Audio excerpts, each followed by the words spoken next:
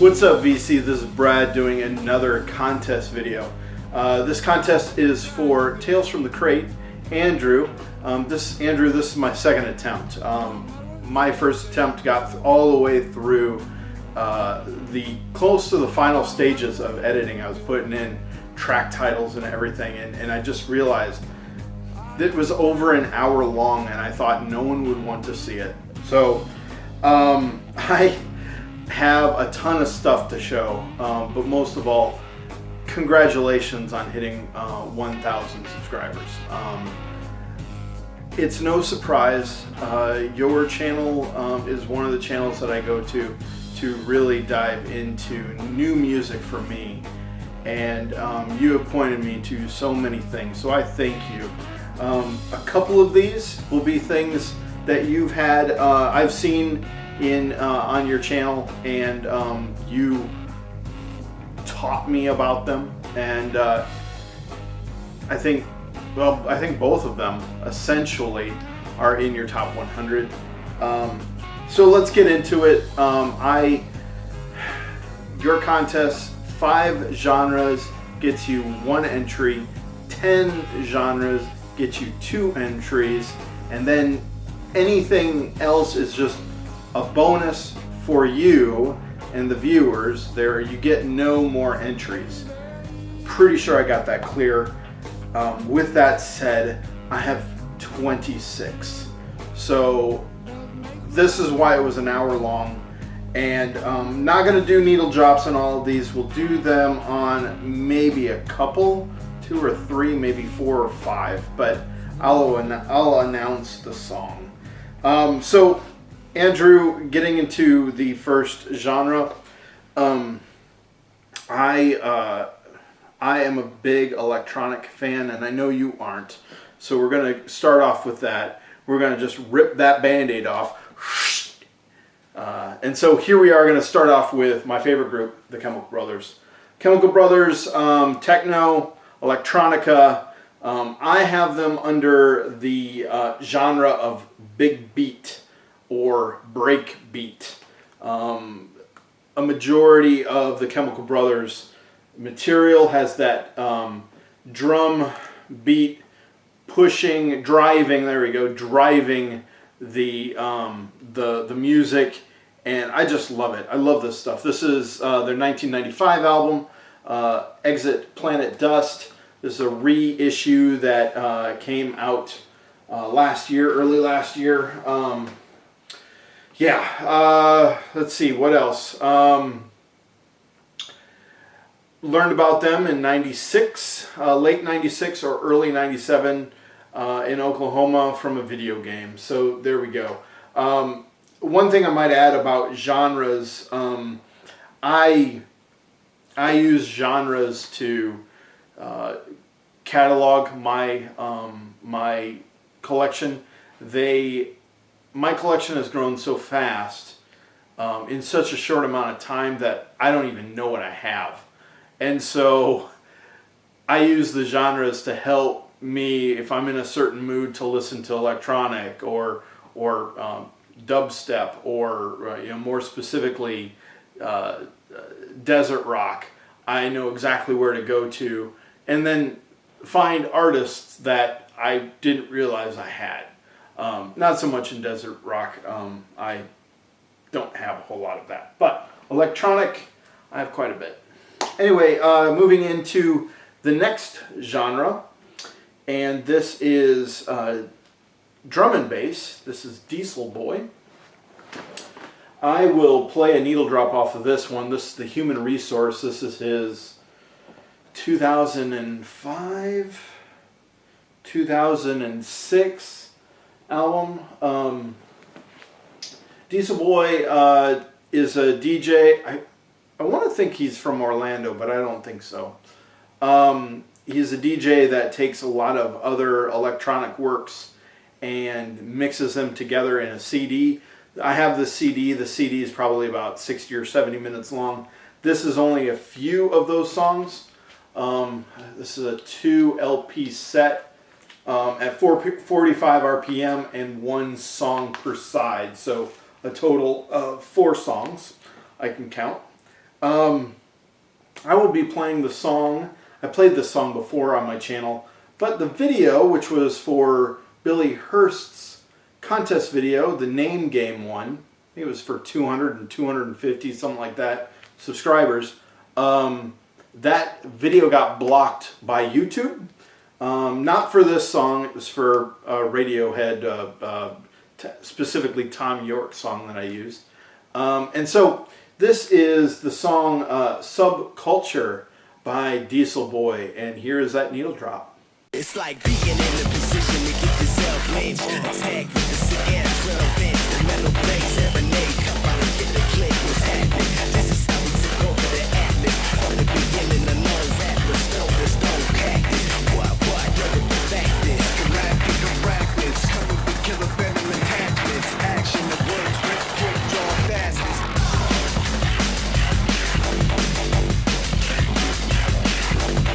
The next one is dubstep, and dubstep, I could show Skrillex, I could show Bass Nectar. I've played Bass Nectar before on my channel as well, but I'm going to go with an artist that I wouldn't normally have the chance to show, and this is Kill the Noise, his 2016 album Occult Classic, and it's interesting. This is Kill the Noise works with Dead Mouse quite often, and Dead Mouse locks in his beats, his tracks at 128 beats per minute. You could literally set your watch to that, almost. I mean, you know what I mean. And Kill the Noise does that too. One thing about electronic EDM, electronic dance music, it's around that 130, 128. Dubstep is actually, drum and bass is between 160 and 190, and dubstep is half of that. So we're talking 80 to 95, somewhere around there. And so it's interesting. I won't play any of Kill the Noise, but Kill the Noise kind of jumps from that 128 mark to, he jumps all the way down to 64 beats per minute when he goes into dubstep mode. So anyway, Kill the Noise. The next one, sometimes genres are sticky, meaning you think one thing, and how I set up my genre is when I hear a band for the first time, and that's usually what I think about their music, and I place them in a genre. As time goes on, if they change their style, I pretty much still think of the genre that I originally heard from them. The problem with that is there's benefits and detriments to organizing by genre. If a group starts out as one thing and then radically changes over the course of 2 or 3 years, I like to keep all of that stuff together. Others don't do that. And so this is one of the groups that I really have to reorganize in my collection, and this is the Future Sound of London. Future Sound of London was techno, left field, big beat, break beats back in the mid-90s. Now today they are almost nature soundscapes. They are ambient, they are experimental, and those kind of things. This light seems awful bright. Let me try and get this down there. This is Future Sounds of London's Environment 5. The album's Environment 5. It was released in 2014, so it's quite recent. I thought Future Sound of London dropped off the map back in the mid-90s, and here I am at my local record store finding a whole bunch of these. It's pretty cool. I still like Future Sound of London. As I said, this is more of a nature feel to it, and I'm going to need to move them out of the big beat era, because as a lot of the new stuff that I have is ambient. So this covers ambient. The next album is one of my, this is a favorite. Probably not my favorite, but it is not my favorite by this artist, but it is a favorite. And this is Uncle. This is his debut album, Science Fiction. The spelling is right there. This is, I have this under trip hop, alongside of Portishead, alongside of even earlier DJ Shadow stuff. I would consider trip hop. Trip hop to me is a mix between electronic and it has hip hop elements, and so this fits the bill nicely. Trying to remember his name. James LeVay, there we go. James LeVay brings Mike D from the Beastie Boys. He brings Tom York from Radiohead and a few others to play on this. Excellent, excellent album. Great debut album by Uncle. Next up is hip hop / rap. Don't generally like to mix the two. What was that? The two. But after talking, chatting with Brandon, Mr. Hall of Fame, he's got me thinking critically about what came first, hip hop or rap.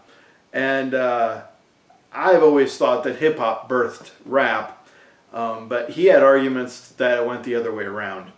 But the truth of the matter is, for me, that hip hop is a culture which incorporates, beatboxing, breakdancing, and graffiti, and DJing, and rap kind of strips away all of that and focuses on the music.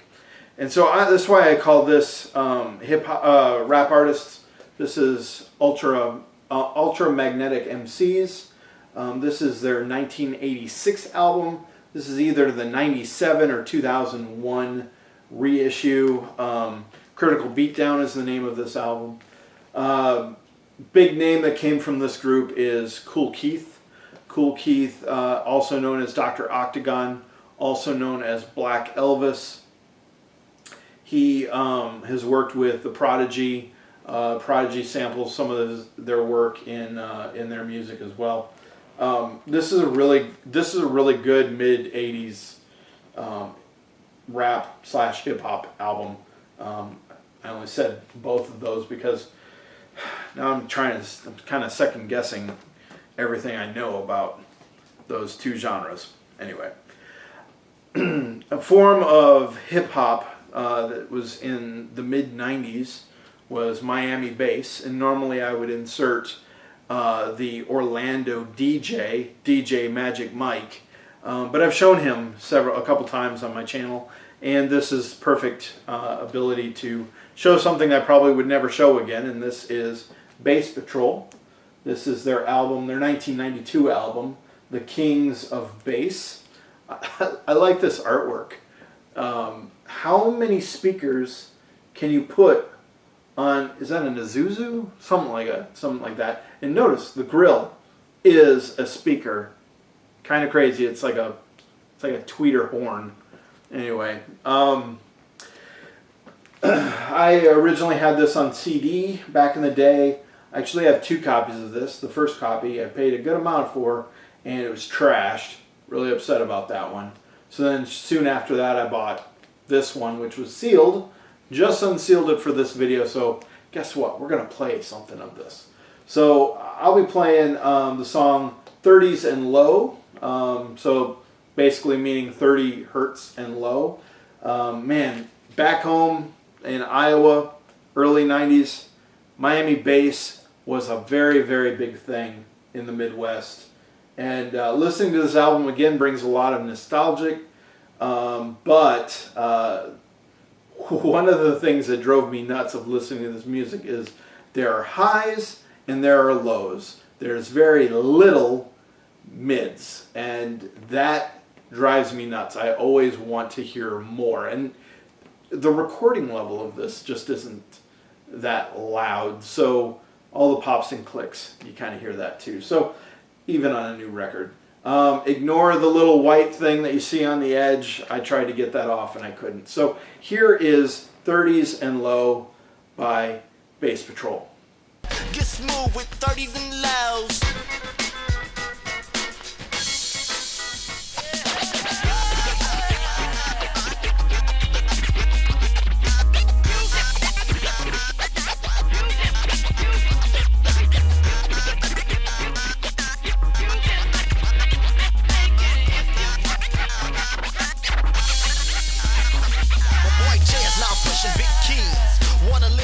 How could I cover rap without covering gangster rap? Gangster rap was a big one for me. I listened to it from 88 all the way up to 94, so that's 6 years of my life. Normally I would show NWA or the NWA crew like Ice Cube or Eazy-E or Dr. Dre, but I'm going to show someone that I never listened to back in the 90s, and that is the Notorious B.I.G. This is Vinyl Me Please reissue. Reissue from last year. This is a stupendous reissue by them. Very nice, thick cardstock on the cover, and the vinyl really clean. And it's got that black, red, and white splatter vinyl. It's a great album, Ready to Die, his 1994 album. So this came out right around the time where I stopped listening to gangster rap. Big part of hip hop is DJing or turntablism, and I'm trying to choose. Well, I think it's no surprise. I mean, I'm not trying to surprise, but I'd like to show some things that you might have not heard of, Andrew, and this might be one of them. This is the Invisible Scratch Pickles. Again, this is DJing or turntablism. Turntablism is using turntables, vinyl records, as instruments. And so we have a trio here. We have Mixmaster Mike from the Beastie Boys, Shortcut from this group, and Qbert, DJ Qbert, who's done a lot of solo work. He's also worked with Dr. Octagon, Kool Keith, and those kind of things. This album is Invisible Scratch Pickles versus the Clams of Death. And yeah, I think I'm going to play some of this. Put everything aside of what music may sound like, what you might think this sounds like. This is very, very weird in places. So here is part of this track, one of these tracks from the Invisible Scratch Pickles.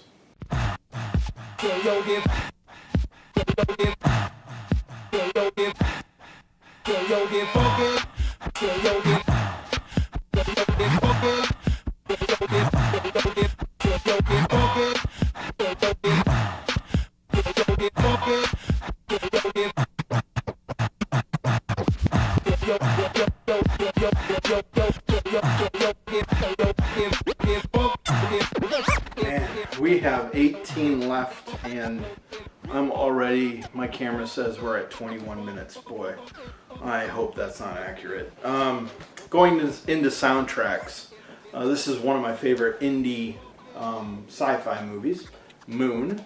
Moon is about a man who is collecting, harvesting rocks on the moon for energy. He's up there for 2 years. He's got we find him at 2 weeks left of his campaign, I guess. And he's all by himself. The only companion he has is a robot. And yeah, this I'm not going to give anything away. The movie depicts loneliness, depicts vastness, depicts this crawling desire to get home, this uneasy feeling of wanting to get home and connect with people that you've been away from so long. And this soundtrack does a really good job of that.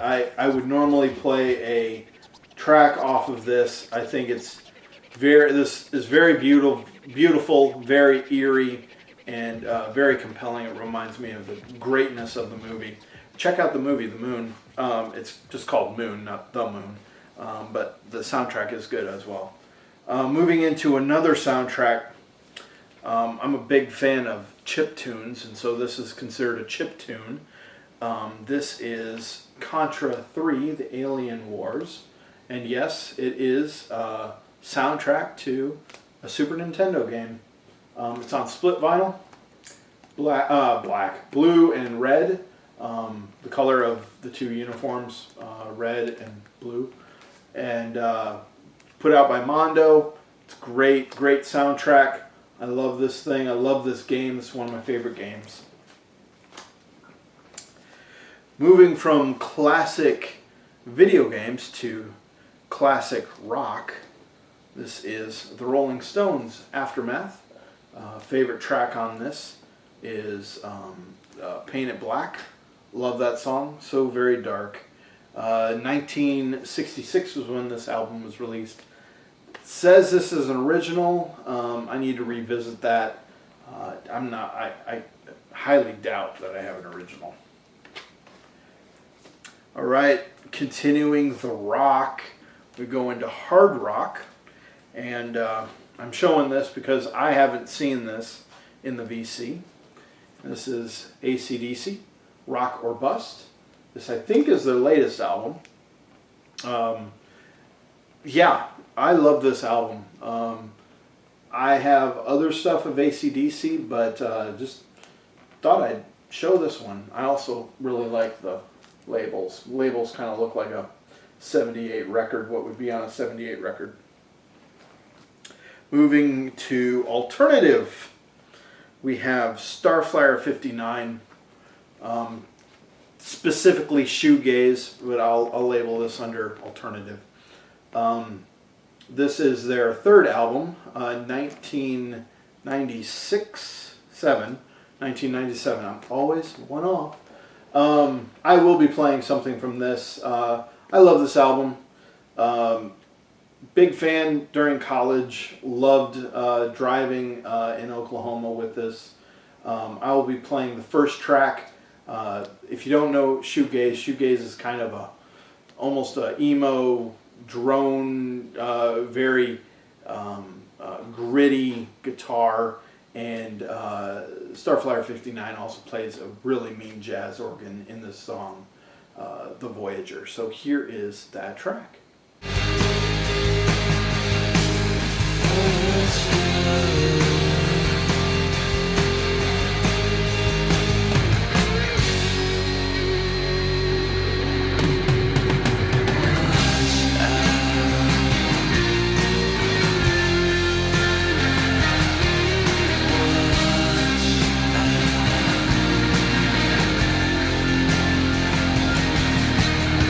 Alright, moving on to psych rock, and this is a group that I learned under 2 years now from a VC member, Joe L.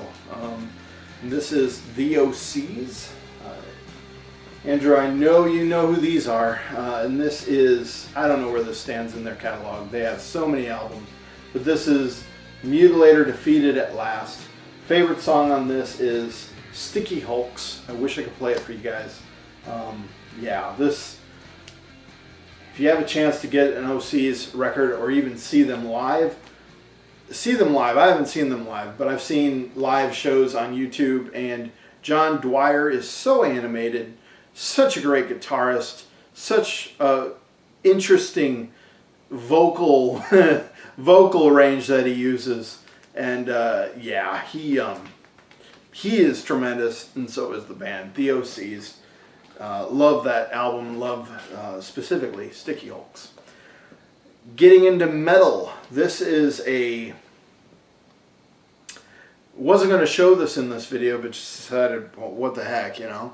Learned this from a VC member. Was planning on doing this for the first time in one of my... I learned it from watching you videos, but that just, it isn't happening. I'll show it here first. I learned this from Andy, Andy's Vinyl Den, and this is Enchantelope. Natural 20 is the album title, and it's kind of cool. It's based off of, as far as I remember, it's based off of D&D, and you got some Eternal Flame going on here, and a 20-sided die here, and got this off of Bandcamp, and I think it's still available. Metal, some would say it might be doom metal or funeral doom. Not 100%. I think it's doom metal, not funeral doom. I have a little bit of that later. I think.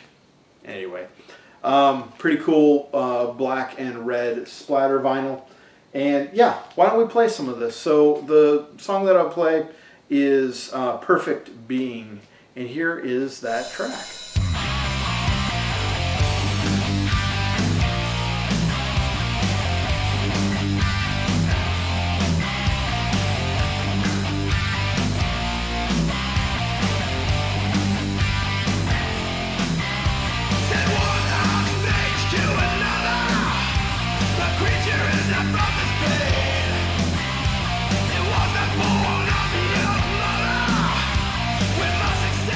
We have 11, and I am under 30 minutes. We're doing much better this round.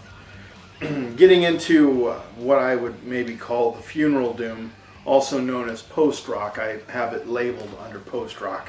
This is Godspeed, You Black Emperor. This is dark. This is gritty, this is staticky. It has kind of droning guitars. The album title is Asunder, Seat, and Other Distress. Their 2015 album. I have noted on this label that side one has a lock groove on it on the end, and realized that when I was talking to a friend on the phone for over an hour and found that the album was still playing. I'm like, what? And found that it was wearing, you know, the record and my cartridge. Kind of crazy. But won't play any of that, but good stuff. You do have to be in the mood for it, though. Moving on to another area of rock, and that is industrial. And who doesn't say industrial than 9 Inch Nails? This is, I don't know which album, but what number of album, but the Fragile is this album. This is their recent re-release of it, originally released in '99, but it was re-released in 2017. This is a big one. This is a heavy album. Really thick. Hey, look at that. That's thick there. And 3 albums. So, yep, 9 Inch Nails, industrial. I think we have like 8 left.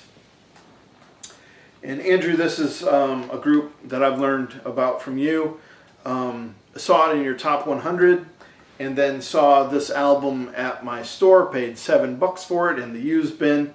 Thought I was getting a great deal, and listened to it a few times. Loved it. And then as I was going through your top 100 again, your list, found that you had a different title. You had a different album. And listened to it on Spotify, and it was the same album, and that is The Misfits. Static Age is mine. Yours was something Brutality. And I looked it up, and I don't remember it offhand. Anyway, this originally released in 1978, or sorry, originally recorded in 1978 and then released in 97, almost 20 years later. And this was, I think, originally supposed to be their debut album, and it didn't work out that way. Don't know the story behind that, don't even know if it's true.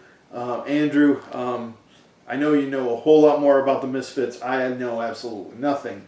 But I'm curious, what is the difference between the one that you have on your top 100 list and Static Age? Because they sound pretty much the same to me. Anyway, moving on, and I will do a needle drop of these guys because, man, I love these guys. I had these down as alternative rock, but I've changed it to desert rock. And this is, normally I would have something like Queens of the Stone Age, because that's all I have in desert rock except for this. But I've shown Queens of the Stone Age quite a few times of recent, and so I will be showing them Crooked Vultures, which is also Josh Homme related. He's lead guitar and lead singer, but then it also has David Grohl on drums. It has John Paul Jones on bass.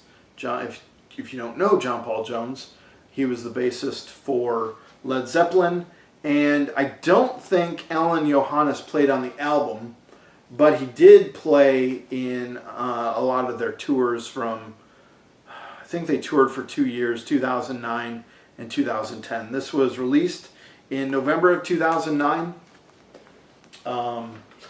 This whole album is great. Joshua does a wonderful job of blending beautiful and eerie, and marries them, and they have sex, and out comes the album that sounds like an Anya record. It's a Joshua joke. Probably fell flat. It's okay. When they went on tour, this is like a 50-minute album, and when you go on tour as the main act, or the main event, you're not going to play a 50-minute, session.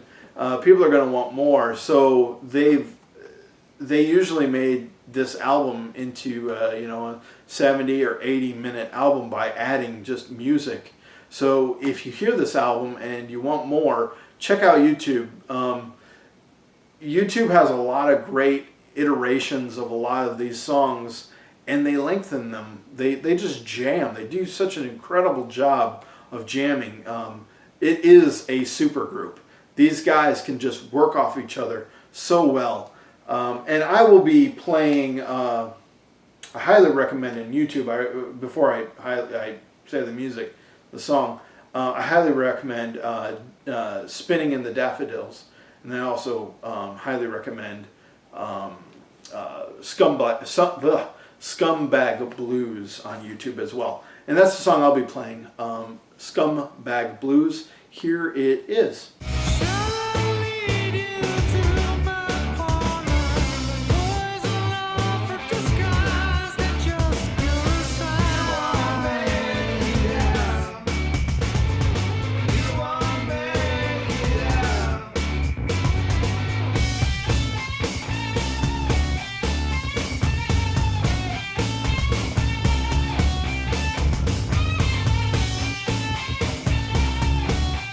Moving on to prog rock, and this is another band that I absolutely love, and this is the Mars Volta.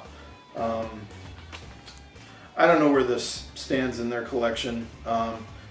Usually I'm not very good at guessing that. 2012 was when it was released.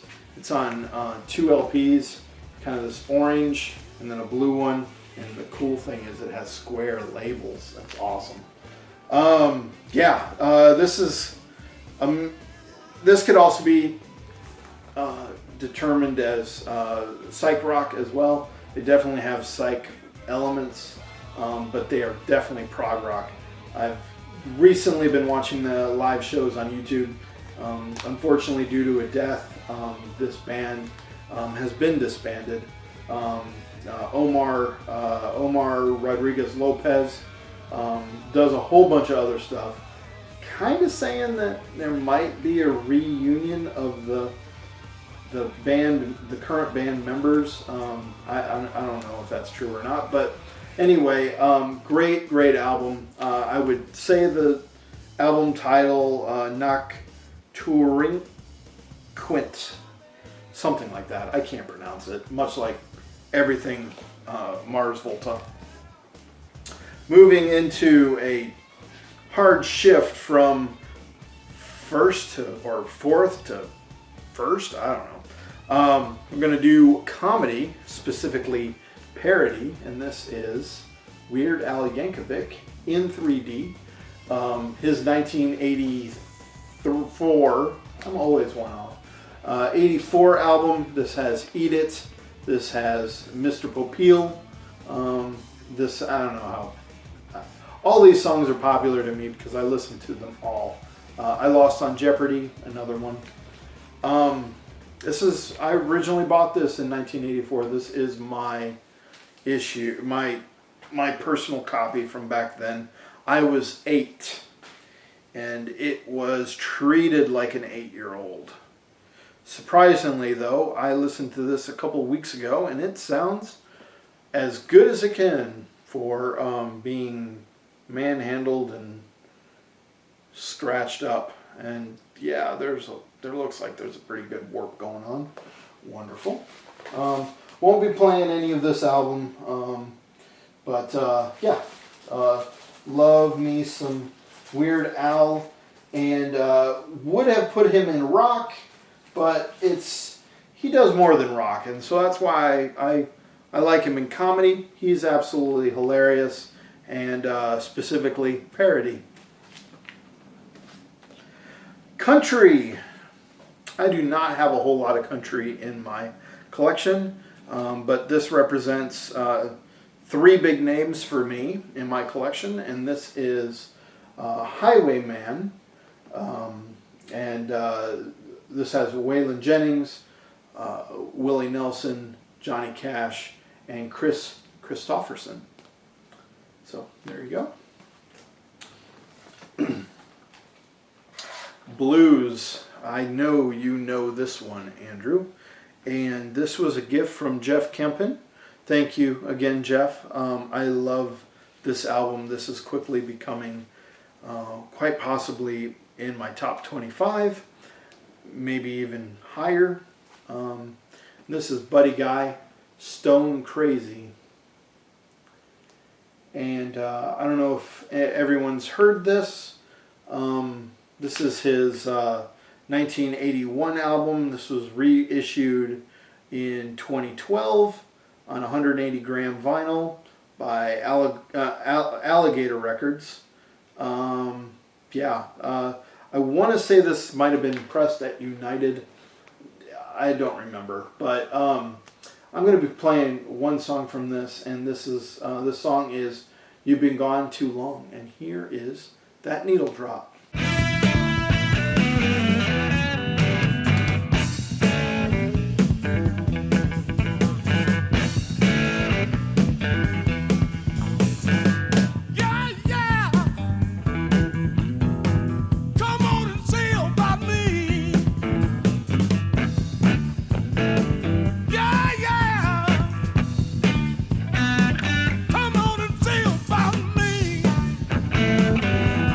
Got 3 left, and I probably won't play any of these. We're at about 40 minutes, so I think I'm doing a whole lot better. Cut 20 minutes out of this. So moving smoothly from blues, Chicago blues specifically, to jazz, and this is Delvon Lamar's Organ Trio, live at KEXP.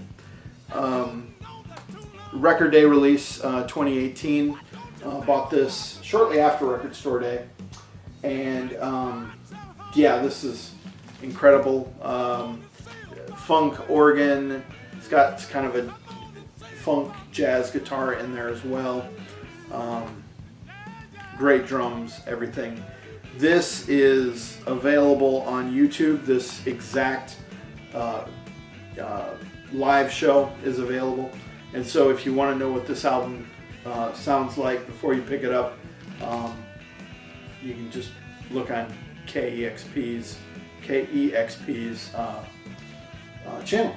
And this was put together by Coal Mine Records, and they did a great job with the packaging and everything. And it's, I believe, on 180 gram vinyl as well. Great album. Next one up is Funk.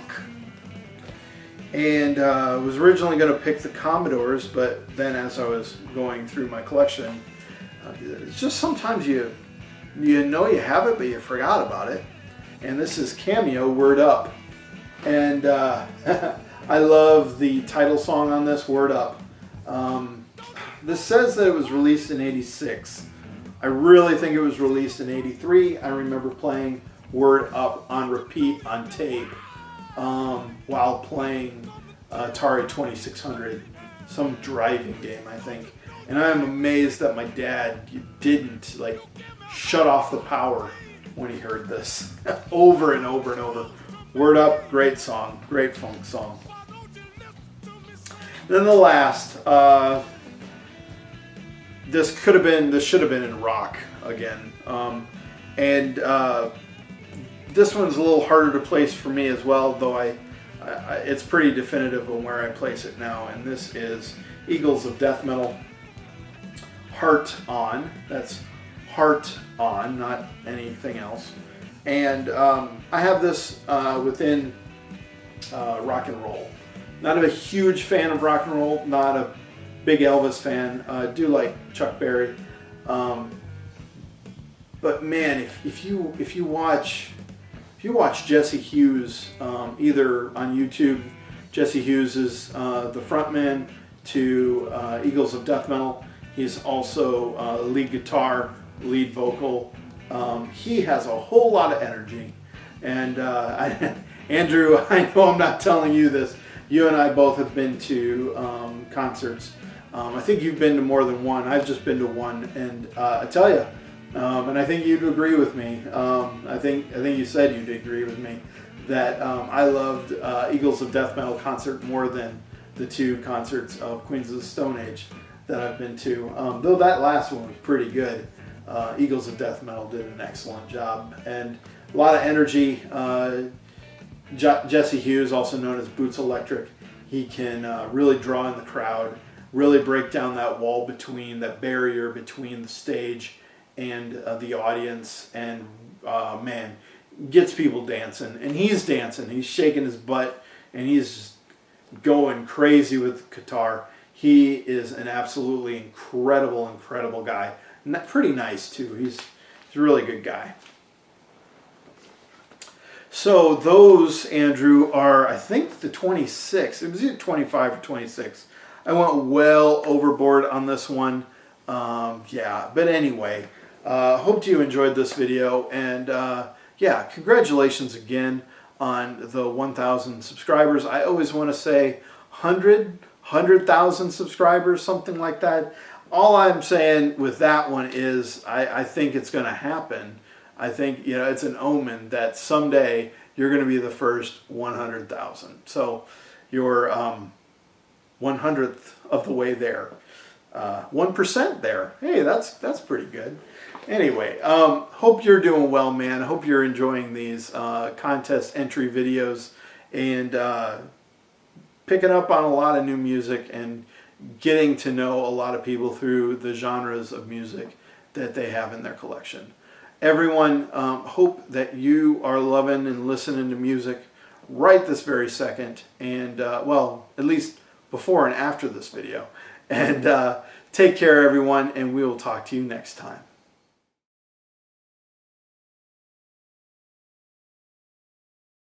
I wrote my first post. Hey girl, hold on. Hi. This is Vidal. She is scared, and she wanted her daddy. So we're I've got way more than 10 genres. And little one, don't rub up against my records. I hate when cats do that. I can do that, but cats cannot. Starflyer, the Voyager.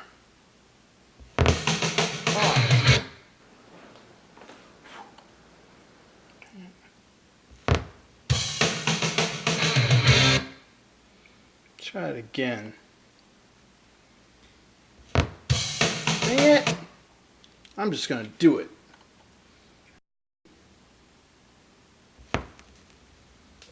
This is Bato. He is a much lesser weight. I don't know.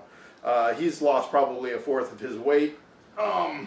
It's getting to the point where I lifted him up earlier, and it was almost like I was holding nothing earlier today. And I'm like, you know what? We should probably talk with the vet and see if we need to get you off your diet. He would like that a lot.